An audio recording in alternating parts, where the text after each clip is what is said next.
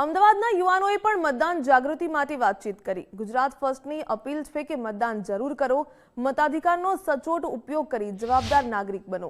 તમારો એક મત દેશનું ઉજ્જવળ ભવિષ્ય બદલશે। પહેલા મતદાન કરો ને પછી અન્ય કામ। આ વખતે 100% મતદાનનો સંકલ્પ લો। યુવાનો આગળ આવે અને અચૂક મતદાન કરે। વિકાસ માટે મતદાન કરવું ખૂબ અનિવાર્ય છે।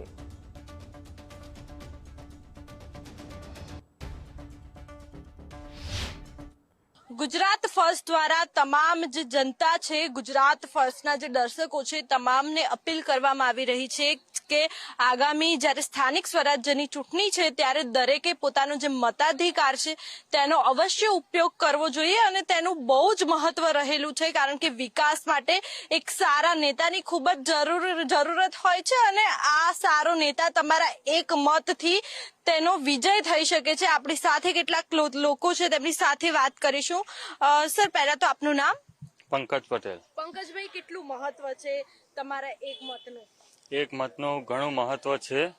એક મતથી જ પેનલ જીતી શકે છે। મત તો ઘણો કિંમતી હોય છે અને 100% વોટિંગ કરવું જરૂરી છે। એક મતની પણ કિંમત બહુ છે અને લોકશાહીમાં મતદાન કરવું જરૂરી છે અને મતદાનનો અધિકાર સૌ કાર્યકર્તાઓને છે અને જનતાઓને છે અને એક મત કરવાથી સારા ઉમેદવારો ચૂંટી અને વિકાસના પંથે લઈ જાય આપણા દેશને અને આપણા વોર્ડને। એ રીતે સૌને મતદાન કરવો જરૂરી।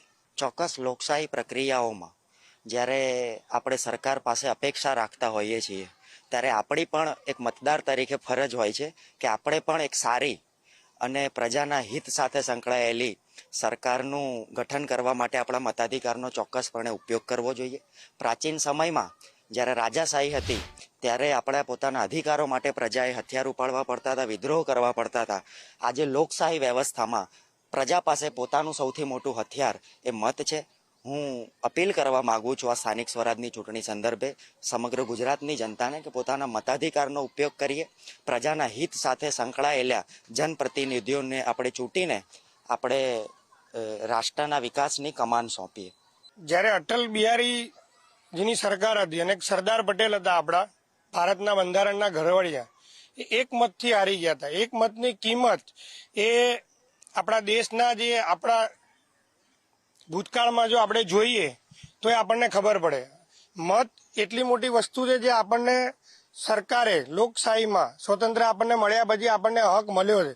જો આપણે મતદાન નથી કરતા તો આપણે પછી એ નેતાઓને કંઈ કહેવાનો આપણને હક રહેતો નથી, કારણ કે જ્યારે સરકાર આપણને હક આપી રહી છે ત્યારે આપણે જો મતદાન નથી કરતા, આપણે ચૂકી જઈએ છીએ અને પછી આપણે જો સરકાર ઉપર આંગળી ઉઠાવીએ છીએ તો આ નકામી વસ્તુ છે અને મતદાન આપણો અધિકાર છે અને સૌએ મતદાન કરવું જ જોઈએ। આ સારા નેતાની પસંદગીના હિસાબે જ વિકાસ થાય છે અને વિકાસના હિસાબે જ તમારું આગળનું ઇન્ફ્રાસ્ટ્રક્ચર તૈયાર થાય છે। સમય નથી એક જાતનું બહાનું જ છે। ખરેખર મતદાન કરવું જ જોઈએ। લોકશાહીની અંદર મતદાન ખૂબ જ મહત્વનું છે।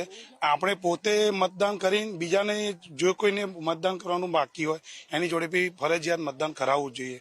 પોતાનો તમે એક ઉમેદવાર નક્કી કરીને એને જે વોટ આપવાનો એ વોટિંગ કરવું જ જોઈએ, તો જ તમારો સારો ઉમેદવાર તમે ચૂંટી શકો છો। કેમેરામેન ગુજરાત સાથે માનસી પટેલ, ગુજરાત ફર્સ્ટ, અમદાવાદ।